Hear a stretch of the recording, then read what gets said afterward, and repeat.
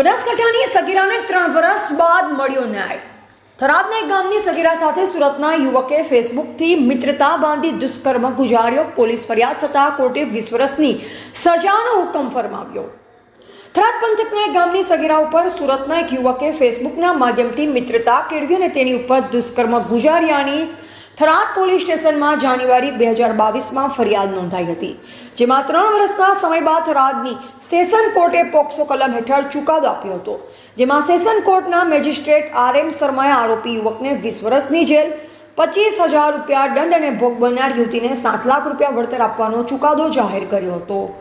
થરાદ તાલુકાના એક ગામની અભ્યાસ કરતી 15 વર્ષીય સગીરાને ફેસબુક દ્વારા સુરેન્દ્ર પરસારામ શ્રીવાસ રાજપૂત મૂળ રહે મધ્યપ્રદેશ હાલ રહે સુરત સાથે દોસ્તી થઈ હતી।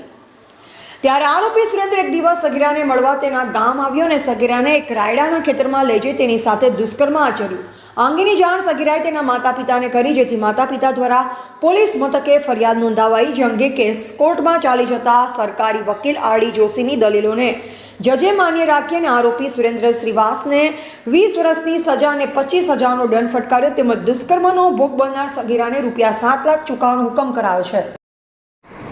આ કેસની હકીકત એવી છે કે ભોગ બનનાર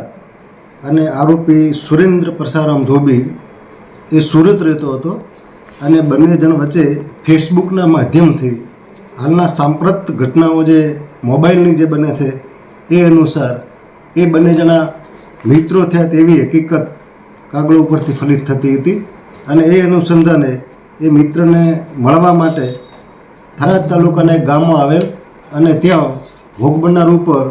આરોપી સુરેન્દ્ર પરસારામ ધોબીએ બળાત્કાર સંભોગ કરેલો, જે અનુસંધાને થરાદ પોલીસ સ્ટેશનની અંદર ગુનો રજીસ્ટર કરવામાં આવેલો અને તપાસના અંતે ચાર્જશીટ થયેલો અને સ્પેશિયલ પોક્સો કેસ નંબર 45/2022થી અત્રેની અદાલતમાં સત્ર ન્યાયાધીશ શ્રી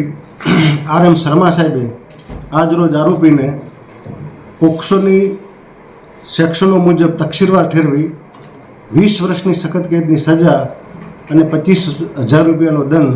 ફરમાવેલ છે અને 7 લાખનું વળતર ભોગ બનનારને ચૂકવવા માટેનો હુકમ કરેલ છે।